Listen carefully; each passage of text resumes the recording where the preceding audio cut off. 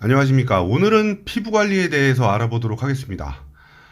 이 방송을 갑자기 확 꺼버리시는 분들 계실 수도 있을 것 같아요.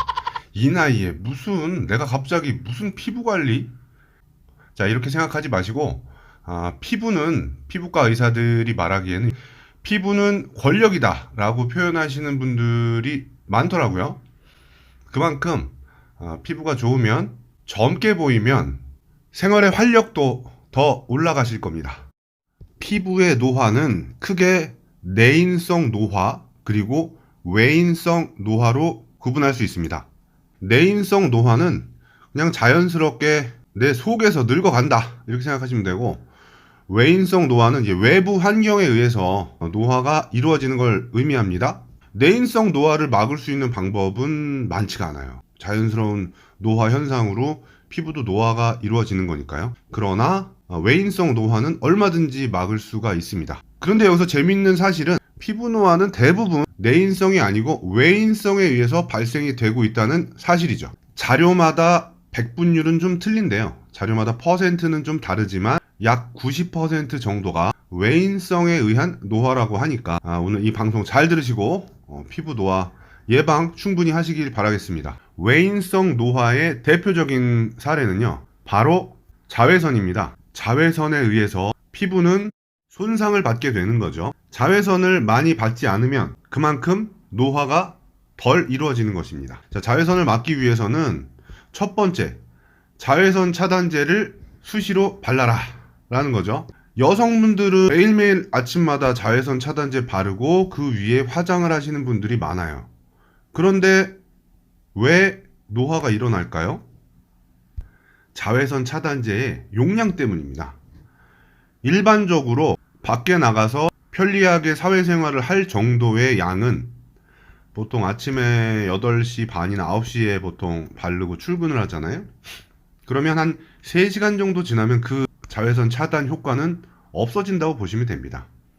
다시 설명하면 대부분의 여성분들은 아침에 자외선 차단제를 바르시는데 9시부터 한 11시까지 11시 정도 되면 아침에 발랐던 그 자외선 차단제의 효과가 모두 소멸이 된다라고 보시면 돼요. 그러면 11시부터 이제 하루 종일 우리는 자외선으로부터 자유롭지 못하게 되는 거죠. 자외선 차단제 바르는 방법.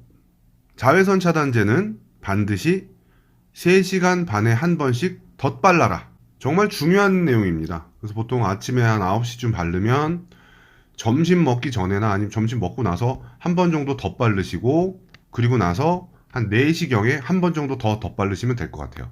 하루에 3번 정도 자외선 차단제 바르는 습관 정말로 중요합니다. 그러면 저녁 6시나 7시쯤 돼서 하늘이 어둑어둑할 때 그때도 자외선 차단제를 발라야 할까요? 아닙니다. 전혀 바르지 않으셔도 되고요. 밤에는 자외선이 없으니까 그땐 바르지 않는 게 좋겠습니다. 자, 그리고 두 번째, 방금 설명해드렸던 광노화, 자외선으로 의한 노화를 이제 어떻게 하면 치료를 할 수 있을까요? 이미 받은 광노화는 어쩔 수 없잖아요. 자, 광노화를 치료하는 방법, 트레티노인을 바르는 방법입니다.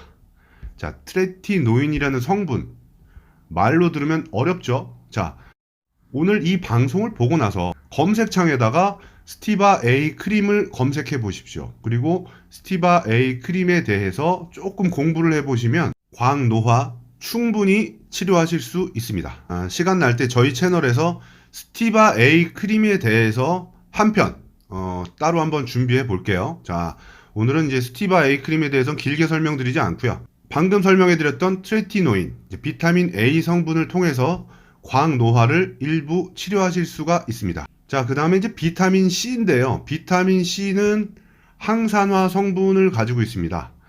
비타민 C는 잘 먹고 잘 바르면 됩니다.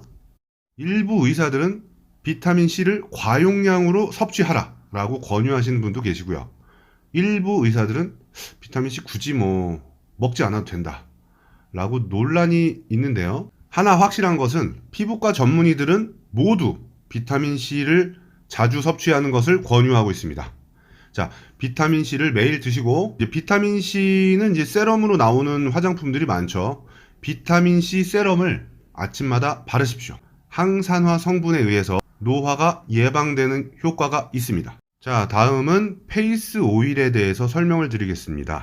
이제 화장품 시장은 천연 오일이 완전히 장악을 할 것이다 라고 주장을 하시는 분들이 증가하고 있어요. 그만큼 천연 오일의 성분이 매우 효과적이라는 것으로 해석할 수 있죠. 페이스 오일은 피부 타입에 의해서 일부 분들한테는 트러블이 발생할 수도 있고 각종 피부염이 발생할 수 있는 불편함이 있습니다. 그러나 페이스 오일이 가지고 있는 장점이 너무나 많기 때문에 본인 피부 타입에 맞는 오일을 선택하는 것이 좋습니다. 일반적으로는 호호바 오일이나 올리브 오일 아니면 아르간 오일, 이런 오일들이 노화 예방에 참 좋고요.